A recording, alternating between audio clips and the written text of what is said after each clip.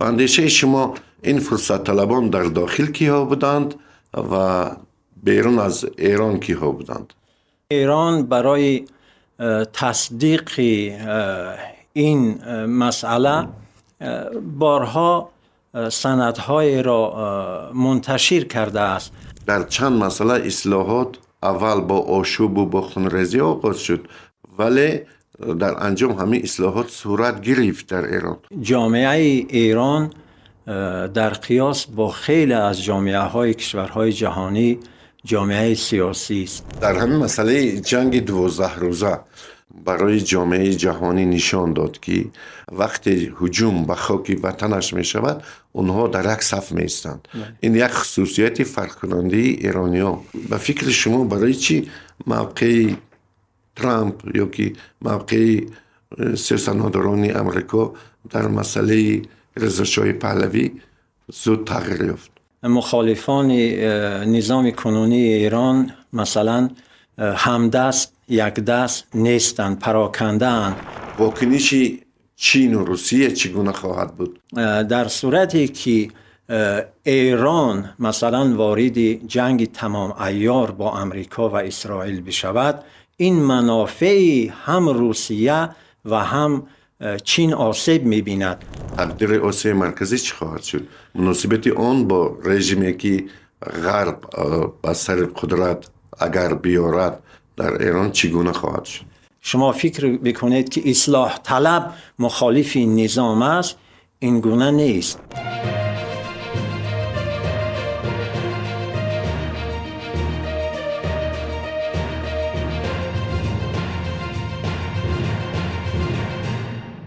درود بیننده گرامی، برنامه نوبتی چرخ گردون است و در بحث امروزه ما موضوع درباره حادثه های اخیر جمهوری اسلامی ایران است و همصحبت ما مهمان امروزه ما جامعه شناس معروف تاجیک که بیشتر در موضوع ایران و عموما در حوادث سیاسی می نویسند، قاسم بیگ محمد هستند. خوش آمدید دوستان عزیز. سلام علیکم.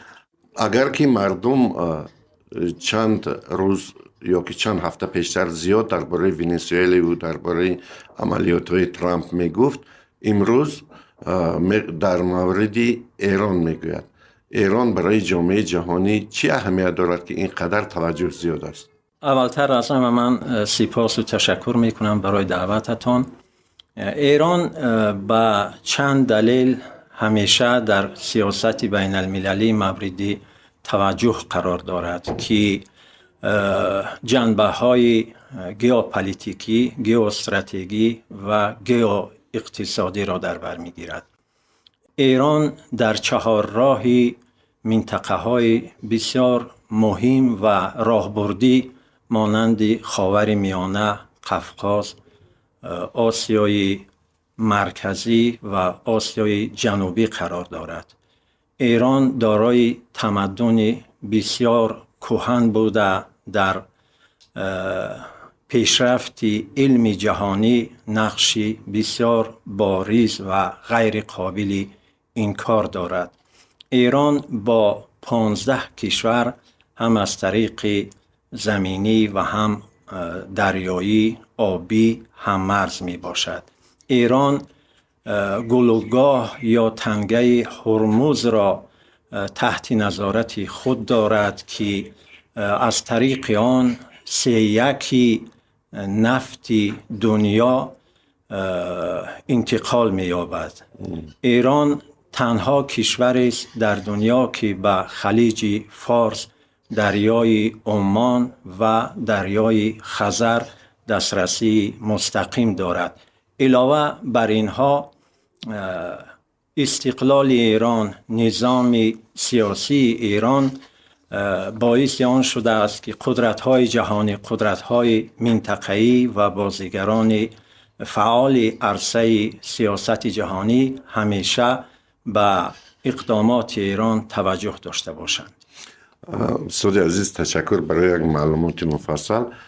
ببینید، بعد یک بار بلند شدن قربی اسعار خارجی، بلند شدن نرخ محصولات داخلی، مردم جمهوری اسلامی ایران به خیابان ها ریختند. با فکر شما امکانی پیشگیری از این حادثه نبود؟ برای چی حکومتداران ایران در آغاز چاره ناندیشیدن تا پیش راهی به خیابان ریختن مردم رو گیرند؟ تحولات اخیر یعنی اعتراضاتی که در ایران رخ داد قبل از همه به اقدام ارتباط می گرفت که بازاریان این کشور انجام دادند. در انقلاب سال 1979 نقشی بازار یعنی نقشی گروه هایی که پول در اختیارشان هست و بر قشرهای گوناگون جامعه تأثیر و نفوذ دارند، نقش آنها بسیار تأثیرگذار بود و این بار نیز بازاریان از شرایط نابرابری اقتصادی و مخصوصاً مالی، پولی که به نام ارزی ترجیحی یا ارزی ارزان در اختیار برخی از گروه ها قرار داده می شد، باعث نابسامانی در بازار و قیمت کالاها شد و آنها به صورت مسالمت آمیز میخواستند با حکومت وارد گفتگو شوند و این گفتگو هم چند روز شروع شد، پیش رفت، اما دستهای دیگر وارد عمل شدند و مسیر این اعتراضات یا گفتگوی مسالمت آمیز با حکومت را تغییر دادند. استاد عزیز، من فکر میکنم که از این حادثه پیش از همه فرصت طلبان که هم در داخل خود ایران و هم بیرون از ایران در خارج کشور زندگی میکردن استفاده بردند. به اندیشه شما این فرصت طلبان در داخل کیها بودند و بیرون از ایران کیها بودند؟ در این اتفاقات اخیر هم عاملی داخلی وجود داشت و هم خارجی. اقتصاد ایران متاسفانه طی سالهای اخیر با مشکلات زیادی روبرو شده است. مخصوصاً سال گذشته و این سال با وجود این که رئیس جمهور ایران مسعود پزشکیان بارها و بارها از ضرورت انجام جراحی اقتصادی صحبت کرد، ولی نتیجه که برای جامعه رضایت بخش باشد به دست نآمد و تغییر ارزش قیمت ارز خارجی، پول خارجی باعث آن شد که قشرهای آسیب پذیر به مراتب آسیب پذیرتر شوند و فرصت تأمین سفره خود با مواد مثلا مورد نظام اولیه مشکل پیدا بکنند. بنابراین دلیل اصلی این وضعیت به باور خود تحلیلگران اقتصادی ایران که به نظام خود صادق و وفادارند این است که یک گروه اولیگارخی حاکم که به هر واسطه به دایره های ارتباط دارند پولهای زیادی را برای حفظ ثبات در بازار داخلی ایران به دست می آورند، ولی بیشتر به سود خود از آن بهره برداری می کنند که نه تنها تأثیر مثبت به وضعیت بازار ایران ندارد بلکه نابسامانی را ایجاد می کند که نتیجه آن پیش آمدن اعتراضات می باشد. یعنی سیاست اقتصادی حکومت تا این مرحله موفق نبوده است و اعتراضات مردم بجاست. در قسمت خارج از کشور ایران طی 47 سال موجودیت خود همیشه با گروه‌های وابسته به کشورهای خارجی دست به گریبان است. اینها البته در لباس شهروندان خارجی نیستند.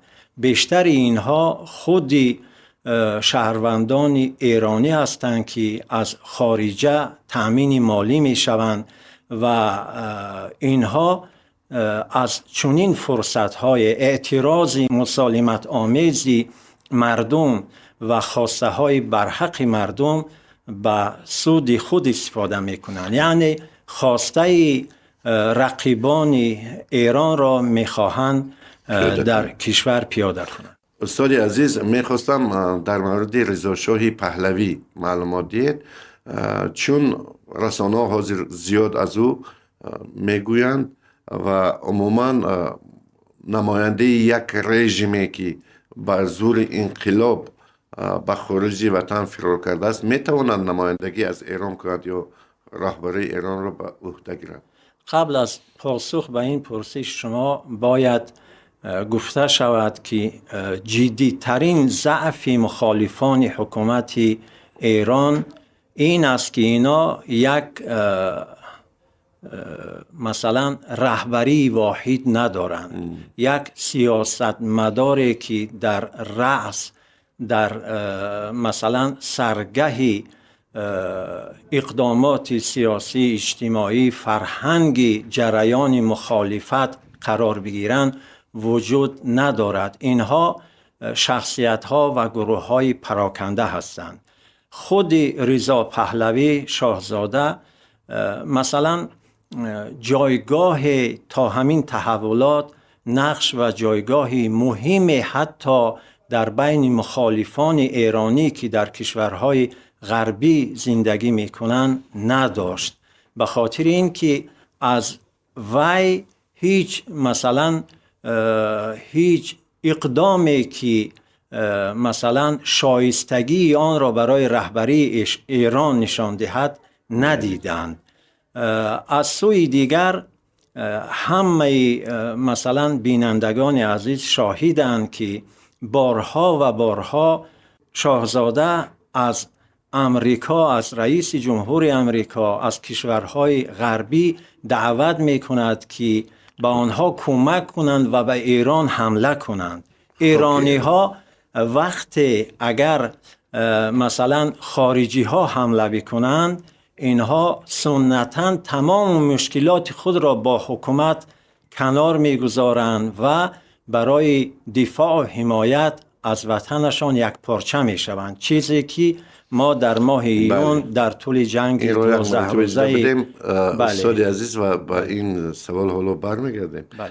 یک مسئله دیگر، جانب ایران از عملیات جاسوسان اسرائیلی و امریکایی در قضیه آخر بسیار می نویسد، ولی میگن که محض همونها سبب شدن که بیش از 100 نفر کارمندان مقامات حفظی حقوق هم در ایران با واسطه های دیگر کشته شوند. و اندیشه شما همین یک شابلونی عادت شده الکی در همین گونه قضیه ها نیست؟ خب البته ایران برای تصدیق این مسئله بارها سندهای را منتشر کرده است.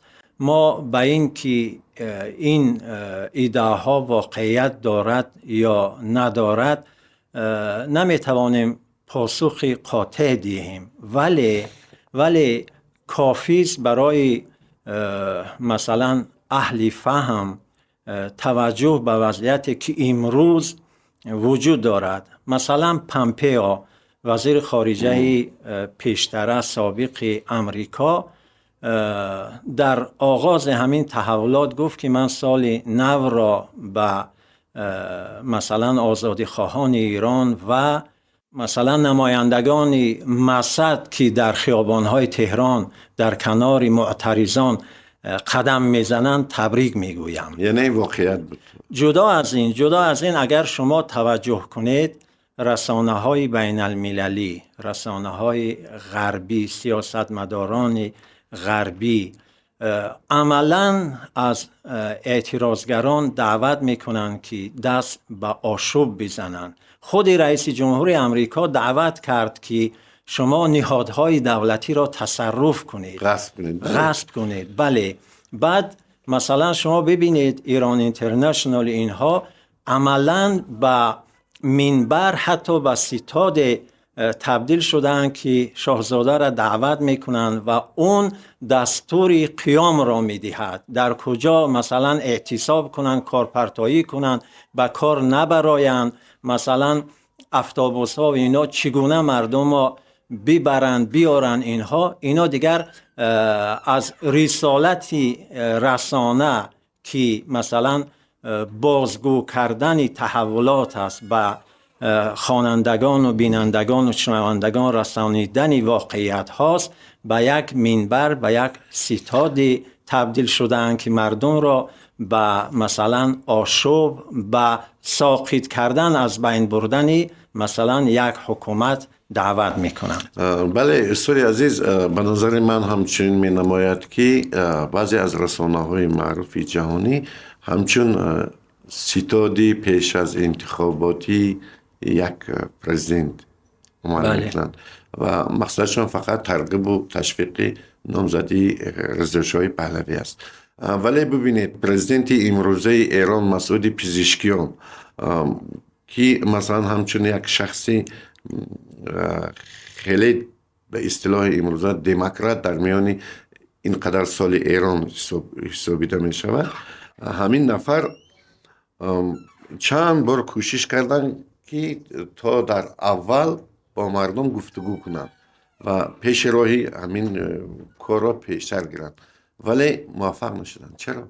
البته رئیس جمهور ایران، مسئولان ایرانی همانطوری قبلا اشاره کردم از یک سال پیش به این طرف کوشش اصلاحات اقتصادی را دارند، ولی بنابر این که به باور من تیم یک دست برای انجام اصلاحات اقتصادی و با دیدگاه‌های واحد و مشترک به احتمال قوی وجود ندارد و از سوی دیگر در بدنه قدرت همان گونه که اشاره کردم گروه‌های وجود دارد، اولیگارخی وجود دارد که از شرایط کنونی به سود خود استفاده می کند و دلیل اصلی ناکامی مثلا اقدامات رئیس جمهورم به احتمال زیاد به مقاومت داخلی در سیستم اقتصادی و مالی ایران ارتباط می گیرد و احتمالاً پس از آن که وضعیت کاملاً عادی شد، حکومت ایران، رئیس جمهور ایران به فکر اقدامات جدی در این زمینه خواهد شد تا مردم باور بکنند که این حکومت توان حل و فصل مشکلات اقتصادی و معیشتی آنها را دارد. استاد عزیز، مقصد سوال من این که مثلا ببینید در چند مسئله اصلاحات اول با آشوب و با خونریزی آغاز شد، مثلا در مسئله حجاب و در مسئله جریمه بانوان و دیگرها با آشوب و با خونریزی آغاز شد، ولی در انجام همین اصلاحات صورت گرفت در ایران. یعنی در حکومت جمهوری اسلامی ایران میخواهند یک اصلاحات کند، ولی برای چی بعضی دایره ها بسیار میخواهند که همین از سراسیمه تیز انجام دهند؟ و فکر شما اینقدر شتابکاری به خاطر کدام منفعت؟ اصلاحات مثلا چی است؟ مثلا همین ببینید که با نزدیکی در مسئله حجاب یا که اصلاحات اجتماعی صورت گرفت در این مسئله ها و خیلی آرامانه عملی شد، ولی دوباره با مردم با خیابان ریختن با بهانه دیگر. و فکر شما همین قدر شتابکاری برای تیزتر و خیابان کشیدن مردم به کدام خاطر است؟ باید به این نکته توجه داشت که جامعه ایران در قیاس با خیلی از جامعه های کشورهای جهانی جامعه سیاسی است. ایرانی ها به سیاست توجه بسیار زیادی دارند و 77 بالای 77% جمعیت اهالی ایران در منطقه های شهری زندگی می کنند. بخشی زیادی از آنها جوانان هستند، نمایندگان قشر متوسط میانه هستند. نیازهای آنها، انتظاریهای آنها از حکومت، از اصلاحات، از تغییرات سال به سال بالا می رود و به موقع پاسخ نگفتن به این انتظاری ها مشکلات را بیشتر می کند. بنابراین حکومت ایران، مقامات ایران، منصبداران ایران به خوبی نیازهای جامعه خود را درک می کنند، ولی بخش از جامعه می خواهد بسیار شتاب زده این اصلاحات انجام شود، در حالی که جامعه ایران این گونه جامعه نیست. شما دیدید که مثلا میلیون ها نفر در حمایت از این نظام از حکومت تظاهرات کردند، تظاهرات صلح آمیز. این گونه نیست که مثلا اگر رسانه‌های غربی را آدم نگاه بکند، تصور این است که 85-90 میلیون مردم ایران با این نظام موافق نیستند. اگر این گونه بود ایران دوام نمی آورد. در مقابل این فشارها جنگ ماه ایون شکست میخورد. اما این استاد گونه عزیز، نیست. در همین مسئله جنگ 12 روزه برای جامعه جهانی نشان داد که هر فرد ایرانی نژاد اینها خواه در سر قدرت ملا است، خواه در سر قدرت یک غرب پرست است، خواه از اون سیاست راضی هست یا راضی نیست، وقتی هجوم به خاک وطنش می شود اونها در یک صف می ایستند. این یک خصوصیت فرق کننده ایرانی ها مخصوصا در جنگ 12 روزه علیه اسرائیل بود. برای چی به اندیشه شما این مراتبه همین گزینه عملی نشد؟ برای چی این مراتبه مردم شتاب زده دست به قتل و غارت و کشتار زدند؟ شما به نکته بسیار درست اشاره کردید. ایرانی ها می دانند که مثلا در لیبیا چی سرنوشتی به سراغ مردم آمد، در سوریه، در افغانستان.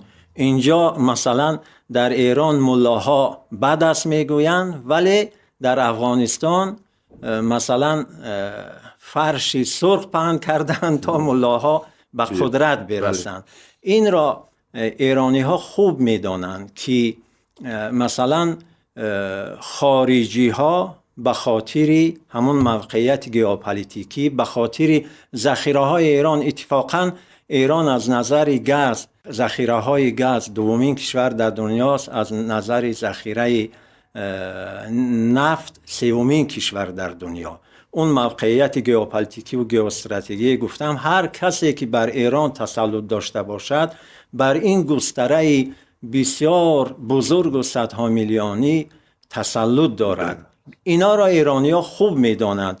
این بار هم وقتی که درک کردند که از این تظاهرات مسالمت آمیز، از این خواسته های اقتصادی آنها، معیشتی آنها، دیگران میخواهند سوء استفاده بکنند و کشور را مثلا وارد جنگ داخلی یا درگیری مستقیم با کشورهای خارجی کنند، اینها خودشان را از آشوبگران جدا کردند.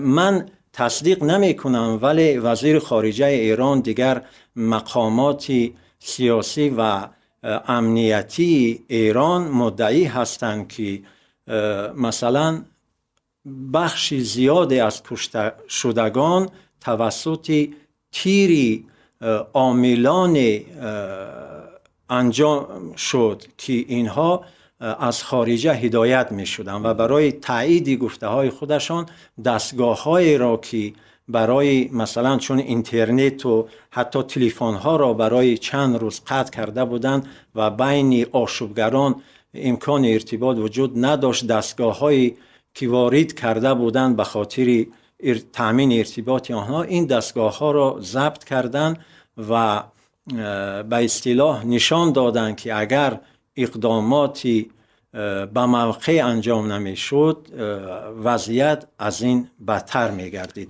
ضمناً رئیس جمهوری امریکا شب بیانیه پخش کرد، اگرچه تهدید کرده بود که مردم به خیابان‌ها بیایید، نهادها و ساختارهای دولتی را غصب کنید، کمک در راه است. باز گفتن که حکومتداران ایران از اعدام و کشتار مردم دست کشیدن و ما دیگر دعوا نداریم. همین ببینید که موقع گیری ترامپ جامعه جهانی معلوم است، در هر قضیه در آن موقعش رو عوض میکنند. در مسئله همین رضا شاه پهلوی هم موقع یگانه نداشت.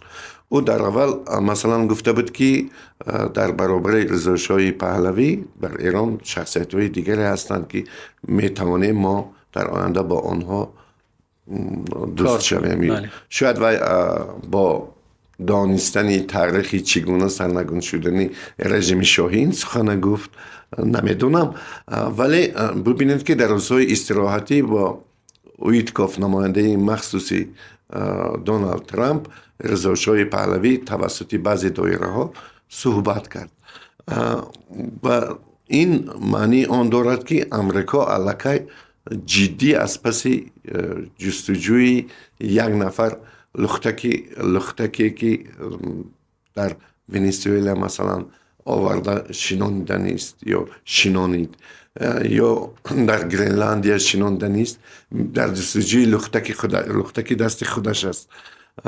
همین به فکر شما برای چی موقع ترامپ یا که موقع سیاستمداران امریکا در مسئله رضا شاه پهلوی زود تغییر یافت؟ همان گونه که قبلا اشاره کردم، مخالفان نظام کنونی ایران مثلا همدست یک دست نیستند، پراکنده اند. یک قانون مرکزی که مدیریت سیاسی را انجام دهد وجود ندارد.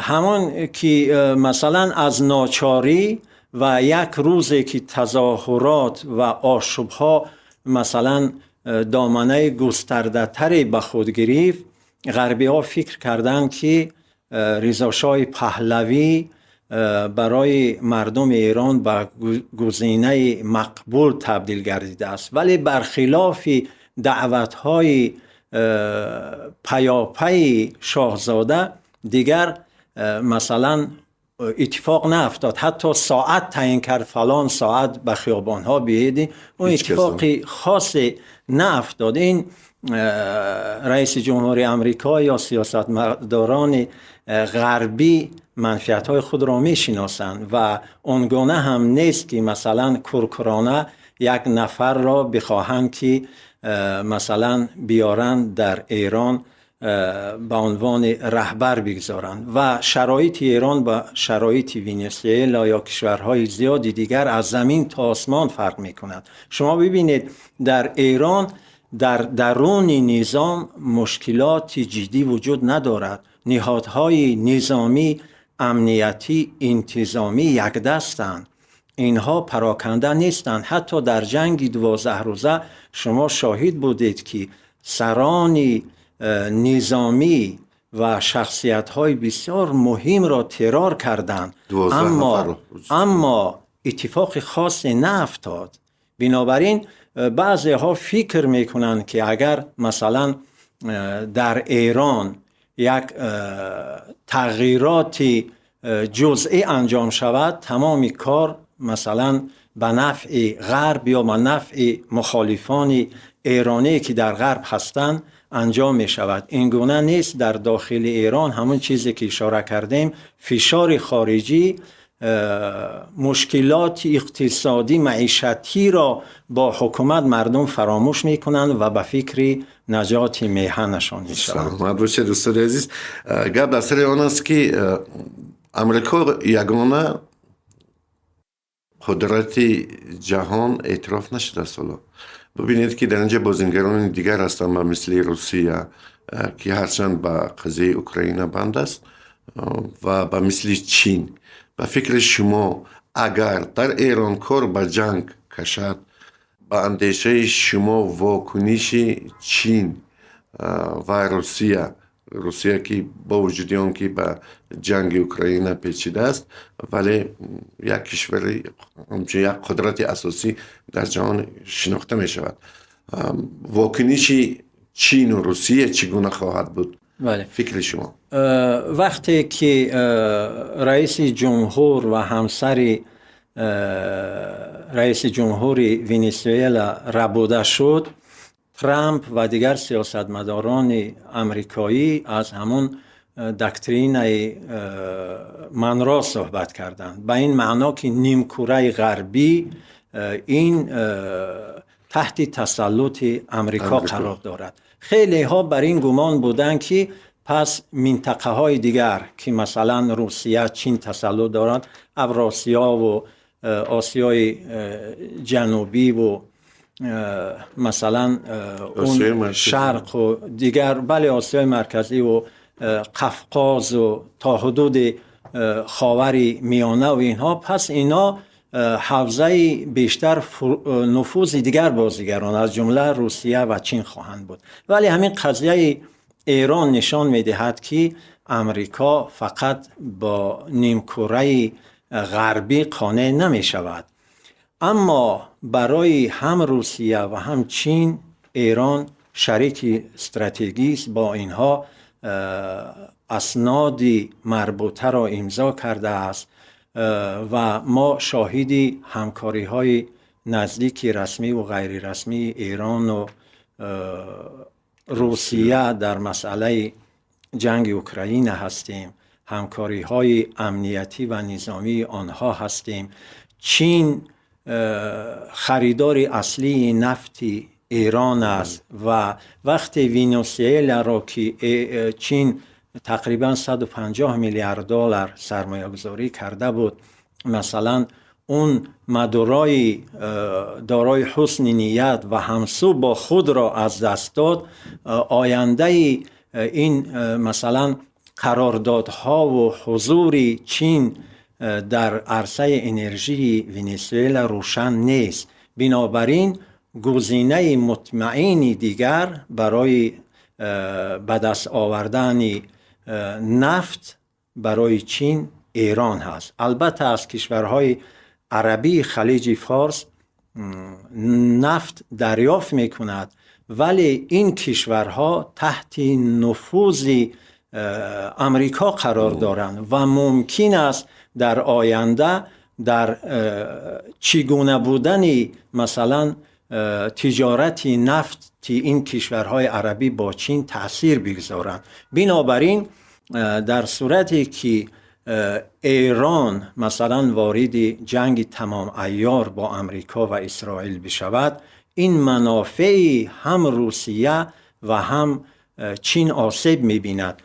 ایران نقش یک دیوار امنیتی برای هم روسیه رو دارد، برای غرب روسیه. شما تصور بکنید که نظام کنونی ایران با کمک اسرائیل و امریکا فرو بپاشد که این من در چشم انداز میان مدت و حتی دراز مدت این اتفاق را قابل تصور نمیدانم. ولی اگر برای یک لحظه تصور بکنیم که فرو پاشید، به جای این کی می آید؟ به جای این یک نظام، یک سیستمی وابسته به غرب مستقر می شود، برقرار می شود. بعد اینجا مانند کشورهای عربی ممکن است پایگاه های امریکا و کشورهای غربی اینجا ایجاد شود، یعنی در همسایگی با روسیه. بنابراین من فکر می کنم اگر وضعیت به طرف جنگ بسیار جدی و تهدید بنیادین برای ایران ایجاد شود، چین و روسیه مستقیم وارد نبرد نظامی نخواهند شد، ولی به ایران به صورت پنهان و آشکار حمایت خواهند کرد. جدا از حمایت سیاسی، حمایت‌های امنیتی، نظامی فنی انجام خواهند داد تا از منافع ملی خود، منافع ژئوپلیتیکی و ژئواستراتژی و ژئواقتصادی که در ایران دارن محروم نشوند. در همین زمینه تقدیر آسیای مرکزی چی خواهد شد؟ مناسبت آن با رژیمی که غرب بر سر قدرت اگر بیارد در ایران چگونه خواهد شد؟ ایران با وجود مثلا این که نظام کاملا متفاوت با کشورهای آسیای مرکزی دارد، همیشه روابطی خوب معتدل با همه کشورهای منطقه ما داشته است.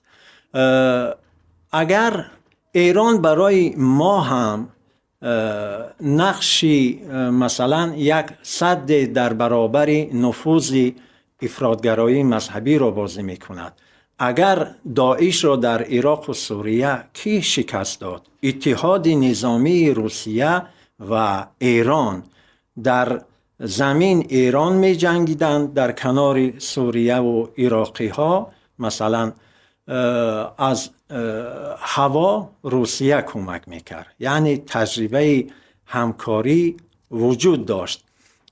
آسیای مرکزی اگر مثلا یک تحولات بنیادین در ایران اتفاق بیفتد، فرض را بر این بگیریم که مثلا یک نظام دیگر، پادشاهی، دموکراتی، دنیوی، هرچی میگوییم بیاید، چون با کمک خارجی ها می آید، با کمک غربی ها می آید، بیرون از چارچوبی که غربی ها برای آن تعیین می کنند نمی تواند عمل بکند.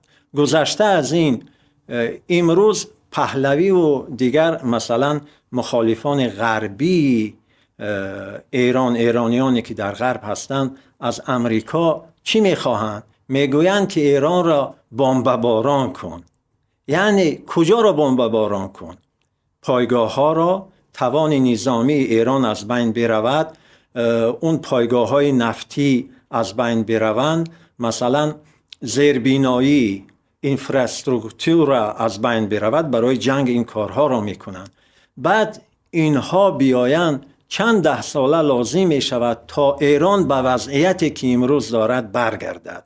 بنابراین اون شرایطی که با آن ایرانی که مثلا فرضاً بگیریم حکومتی نوی که با آن روبرو خواهد شد، منطقه ما را هم از مسیرهای دسترسی به آبهای آزاد و بازارهای بین المللی محروم خواهد کرد و ما هم مجبور خواهیم بود که در سمت ایران مثلا بازی غرب را مد نظر قرار بدهیم که در تقابل، در رویارویی با منافع کلان و راهبردی دو شریک مهم کشورهای آسیای مرکزی، روسیه و چین قرار میگیرد. سلامت باشید استاد عزیز. دو وریانت هست پیش روی ایران.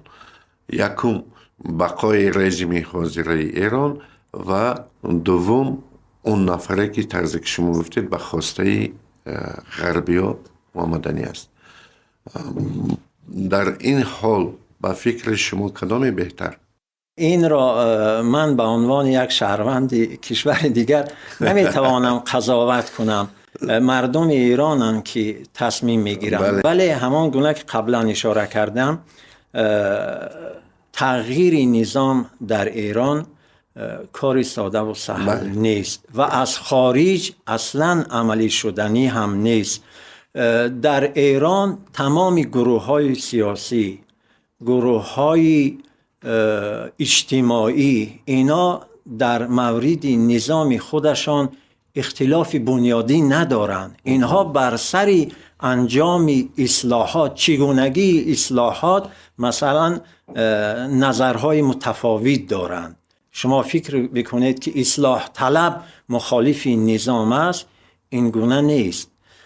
از این نظر گزینه دوم که مثلا جایگزین این نظام باشد، به نظر من به قول به بیان ایرانی ها موضوعیت ندارد. یعنی اساس ندارد که بر اون اساس مثلا ما این امکان را مورد بررسی قرار بدهیم. فقط ایرانی ها انتظار دارند که وضعیت اقتصادی آنها متناسب با ظرفیت‌های اقتصادی و ذخایر عظیم انرژی ایران متناسب باشد، سازگار باشد، یعنی زندگی آنها، معیشت آنها بهتر تامین بشود. اگر این کار را حکومت کنونی ایران، حکومت‌های بعدی بتوانند انجام بدهند، من فکر میکنم که برای مردم ایران مسئله تغییر نظام مسئله شماره اول حیاتی نخواهد بود. زیرا اصلاحات، یعنی ایرانی ها اینقدر هوشمند هستند که به نیازهای جامعه خود، خواسته های مردم خود جواب بدهند و یک تعادل و توازن را بین اقشار مختلف جامعه حفظ بکنند، در نظر بگیرند. جامعه ایران یک جامعه بسیار کثیر القومی است، از نظر قومها، اقوام بسیار جامعه رنگارنگ است. رهبریت هم در ایران قوم محور نیست. مثلا منافع تمام اقوام ایران در نظر گرفته شدند که شما فکر بکنید مثلا برخلاف بعضی کشورهای دیگر، نمونهش افغانستان، که مردم از نظر حضور قومی در حکومت ناراحت باشند، این مشکل در ایران یا وجود ندارد یا به صورت حداقلی و قابل اجراست. بنابراین تمام این عامل‌ها و فاکتورها، مثلا تغییر نظام، ضرورت چنین کاری را در حال حاضر در ایران مثلا مهم نمی کند. سلامت باشید استاد عزیز، تشکر برای وقت صرف کرده آمدن. ما هم انتظار آن هستیم که نهایت در ایران یک اصلاحات فراگیر صورت میگیرد و دیگر مردم به خیابان ها نمی ریزند و این بار هم مردمی سربلند ایران غالب خواهد برآمد. سلامت باشید استاد عزیز. تشکر. این بود برنامه نوبتی چرخ گردون در مورد حوادث اخیر جمهوری اسلامی ایران و در صحبت ما بودند تحلیلگر مسائل سیاسی، یکی از ژورنالیستان موفق کشور، قاسم بیگ محمد. خوش آمدید. سلامت باشید. سلامت باشید.